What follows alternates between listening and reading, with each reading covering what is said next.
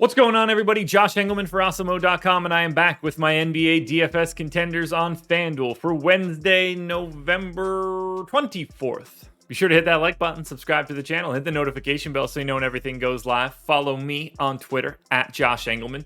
Let me know in the comments section who is your favorite and least favorite of my contenders. And finally, shout out to No House Advantage for being the presenting sponsor of this video. Use the promo code Awesemo when signing up. Get a little bit of extra cash on that first deposit.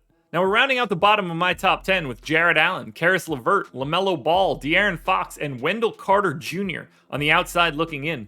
Who will be my favorites? My top 5 plays for today? It's time to find out. First up at number 5, we've got Saddiq Bey. Just small forward eligible, but 5,700, projected for 31. The goal's 39. He's in the optimal lineup 17% of the time.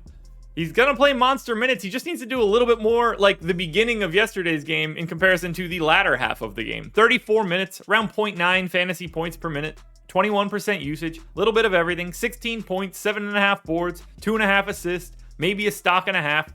Slight pace up spot against Milwaukee. Obviously a very difficult spot in general against the Bucks, but Saddiq Bey is going to play the minutes, and sometimes you just need to buy cheap minutes. For him to hit his GPP goal, for him to go over 40, I don't think it's terribly crazy. I think he does that somewhere around 15% of the time. Today feels like a good day for it. At number 4, I'm looking at power forward center eligible Christian Wood, 6,700, projected for 37. The goal is just 43.5. He's going to hit the optimal lineup 17% of the time. I got Wood in for 32 minutes, 1.15 fantasy points per minute, projected for 16 points and 12 boards, 2.5 assists, and almost 2 stocks. Pace neutral spot against Chicago, but it feels like a really good role for Wood. They don't have a lot of guys that match up perfectly against him. I think he's in line for a big spot, and would anybody be surprised if Christian Wood went for 50 today? Why is he 6,700? I know it hasn't been great as of late, but his role on this team should never be under 7K with both eligibilities on FanDuel.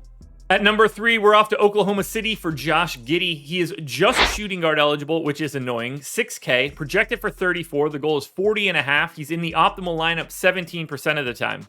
Giddey is going to handle the ball quite a bit in the absence of Shai Gilgeous-Alexander. 32 minutes for Giddey, 1.07 fantasy points per minute. And this is a guy that's doing a little bit of everything for real. 12 points, 8 boards, 7 assists. I mean, he's sniffing around triple-double territory. That's what he's looking at here. Plus 2 stocks. Pace neutral spot against Utah. Very bad spot against Utah from a defensive standpoint. This one could get really, really ugly. This could be one of those blowouts you see where Utah only scores 98 points, but it's okay because Oklahoma City only has like 68. So be aware of that kind of blowout for this game. But for Giddey with no Shai, he's very difficult to get away from. He'll be one of the most popular plays of the day. At number 2, I am going to my man, Jake Puddle, Jakob Poeltl. He is center eligible, 5,800, projected for 36, and the goal is only 40. He's in the optimal lineup 20% of the time. We saw Poeltl make his return recently and played north of 30 minutes, so I've got him in for 32. 1.1 fantasy points per minute, 16% usage, 12 points, 11 boards, 3 stocks, even get a couple assists. Pace neutral against Atlanta, nothing too crazy here. This is a minutes play. Jakob Poeltl is priced like he's not going to play as much as I expect him to do so. That's not the right way to say that sentence, but you know what I mean. Before we get to my number 1 contender, one last reminder, please hit that like button, subscribe to the channel, hit the notification bell so you know when everything goes live. Follow me on Twitter at Josh Engleman, and let me know in the comments who your favorite and least favorite contenders are. Don't forget to go to No House Advantage using the promo code Awesemo. Sign up there, get a little bit of extra money on your first deposit. We're going to get a lot of news and value as the day goes on, but if we had to go to lock right now, Corey Joseph at point guard would be my number 1 contender. 4,100, projected for 26.5. The goal is 32.5. He is in the optimal lineup 24% of the time. He's playing massive minutes with no Killian Hayes. It's the same sort of setup we had yesterday.